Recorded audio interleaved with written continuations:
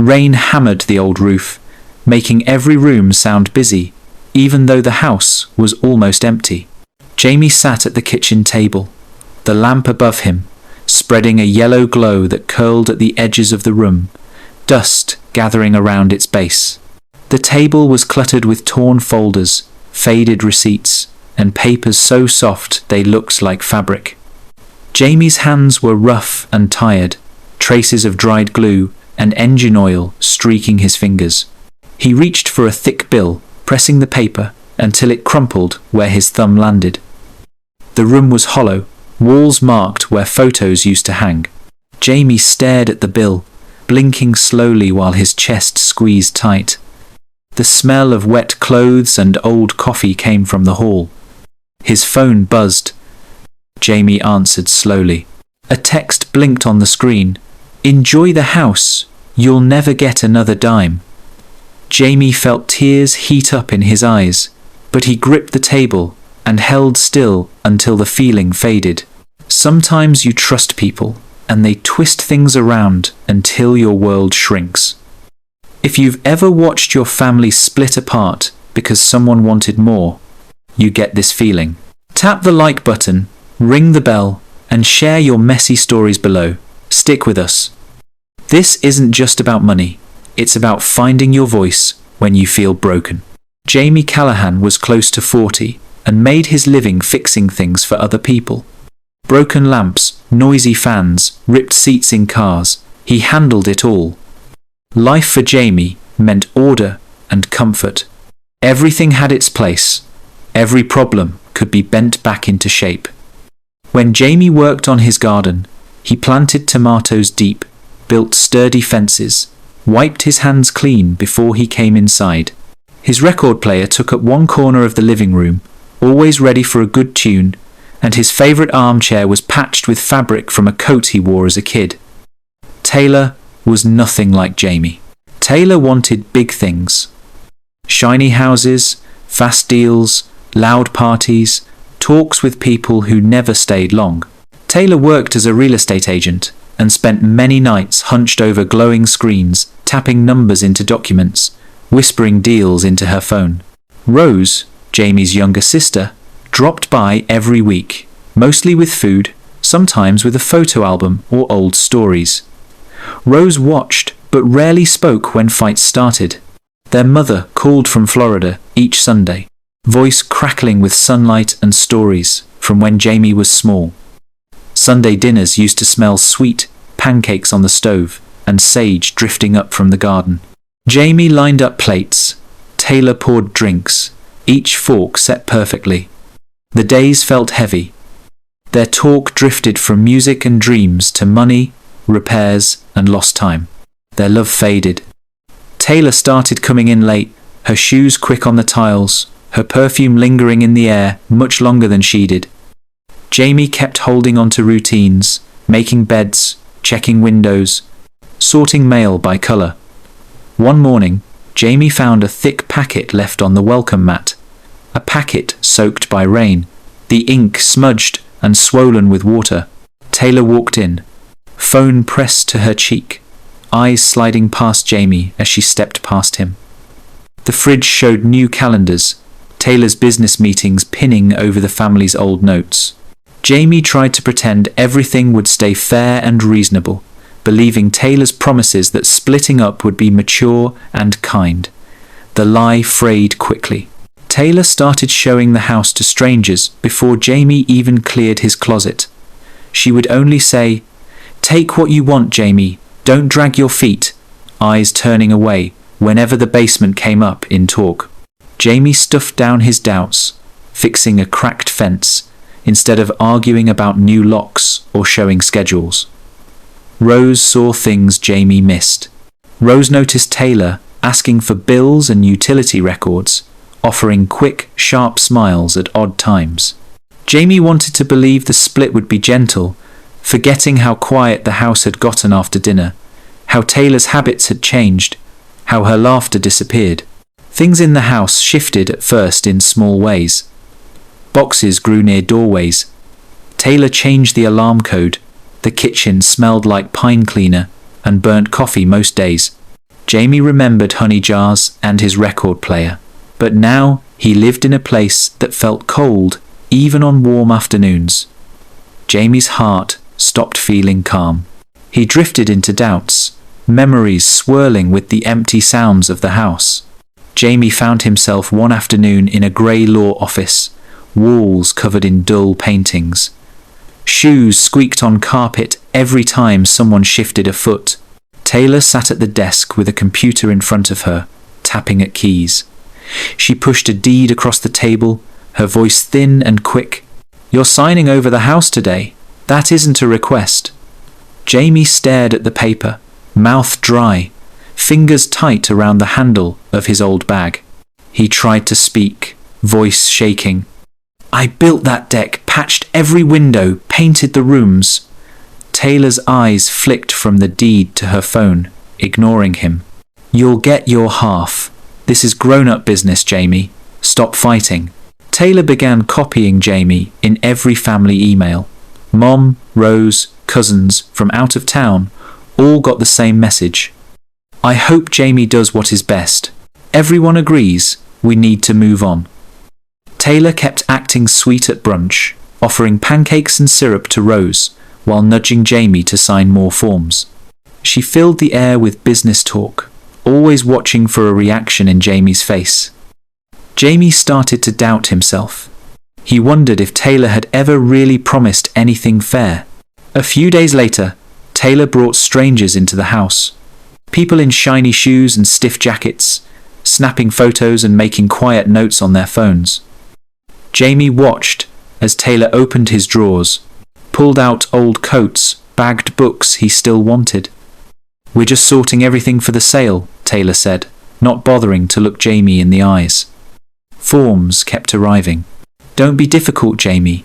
Just sign. This is growing up." Jamie's things disappeared, hauled off with boxes and trucks. The garage became a tangle of dust, strange keys hanging from new locks, Taylor's business card taped to the front door. Taylor's texts started coming at night. "If you don't move out by next week, I'll make things impossible," she wrote. Court dates hung over Jamie's head like clouds. Taylor talked to neighbours, spinning stories about Jamie's bad mood and strange behaviour. Jamie's friends drifted away. No more visits, no more catching up, just missed calls and silence. Rose still came, but her voice grew softer, almost scared. "Maybe you should just let the house go, Jamie." Jamie packed the last of his stuff into uneven boxes, old shirts, board games, and his dad's toolkit. The garage was cold. The bulb above flickered badly. Jamie sat on the floor, wrapping his arms around his knees.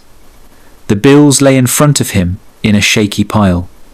He shuffled through each page, breathing slow, the rain outside tapping on glass. At the bottom, Jamie found an old bill for repairs, numbers circled in red, a list longer than his arm, showing leaks, cracks, mould, and places where everything could break. Jamie's hands shook. The papers smelled of dust and old glue. It hit Jamie in the chest. Taylor had never read these papers, never asked about real repairs. Jamie felt cold, empty, like every worry had fallen right out of him. He stayed that way a long time, then his mind cleared and his jaw set firm. If you've ever seen someone grab what's not theirs and expect you to thank them, hit like right now. The next morning, Jamie quietly went through old boxes in the basement.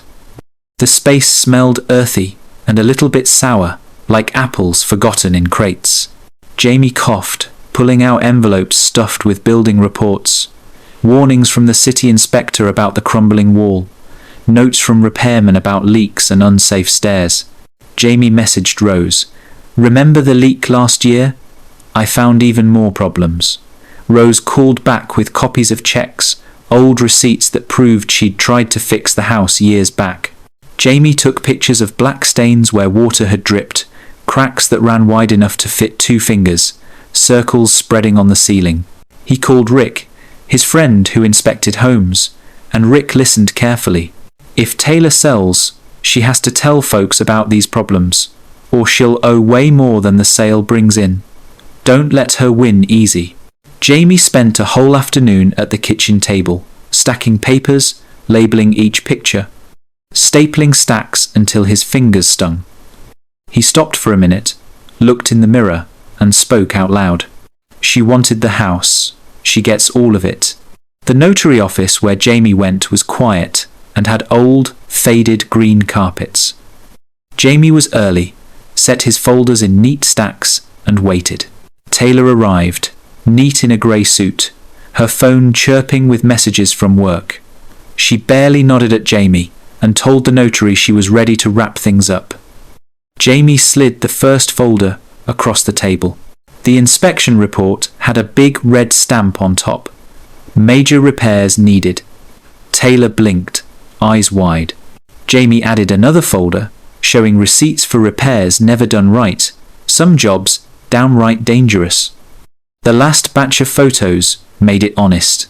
Mold, cracks, dripping walls, peeling finishes, every stain had a date stamped and matched with a bill. The lawyer, quiet up to now, set a letter down. The sale isn't possible, he said. Taylor owes for all the repairs first, and maybe fines on top. Taylor's confidence melted slowly. First she laughed, waving her hand like Jamie was making up stories. Then her face got red, voice shrill. You set me up! But nobody believed her. Rose watched from the doorway, quiet and strong, not turning away. The notary didn't speak, but his eyebrows lifted with every piece of proof Jamie showed. Jamie's hands stayed calm, chest steady. Only his fingers moved as he packed the folders together. Taylor shrank back in her seat, phone dropped in her bag, eyes darting between Jamie and the lawyer. Friends quit answering her messages, neighbors stopped waving, and people with their own stories of Taylor's tricks started sharing quietly. When it was done, Jamie picked up his bag and left the keys on the desk, not looking back. Outside, the rain poured harder. Jamie stood for a moment in the parking lot, letting the water run down his face and jacket, then walked away, feeling lighter than he had in years. Jamie moved to a new place, a small duplex, plain and bright, with skinny carpets and wide windows that let in lots of light. He made dinner most nights, bubbling pots on the stove, letting the air stay fresh and the kitchen smell simple. Rose came over for coffee every Saturday. She'd bring bagels, talk about job hunting, or point out silly shows on her phone. Silence wasn't scary anymore. They sat together and let it fill the rooms. Sometimes Jamie missed the old house, the way the stairs creaked when he went up at night, the porch shivering in the wind. At times, he felt sad for Taylor too, but he never answered her letters again. Jamie learned to check every detail, make sure kindness didn't become someone else's weapon, and he promised himself never to let a lie slip by. As weeks passed, Jamie built a life that fit him snug. He planted basil by the window, listened to music from old playlists, and fixed neighbors' broken chairs for fun. The feeling of fear faded, replaced by quiet moments where he could rest easy and think about good things. Some people chase what they think matters until the real price tears their life apart. Some lessons never fade, sticking around like stains in the wood you can never scrub out. But Jamie found something sweeter. His life was his again. Ever had to use clever ideas instead of yelling to win what's right? Share your story below. Like and subscribe for more real stories about family battles and true justice. Next week, we'll talk about someone who tried to steal an inheritance, only to trip over their own plan. Your comments bring fresh stories, so maybe yours will be next to tell. Did you ever see someone bend the rules and grab what belonged to you? Comment below. If you discovered a big secret with a price no one expected, would you speak up or keep quiet? Ready to see the tables turn again?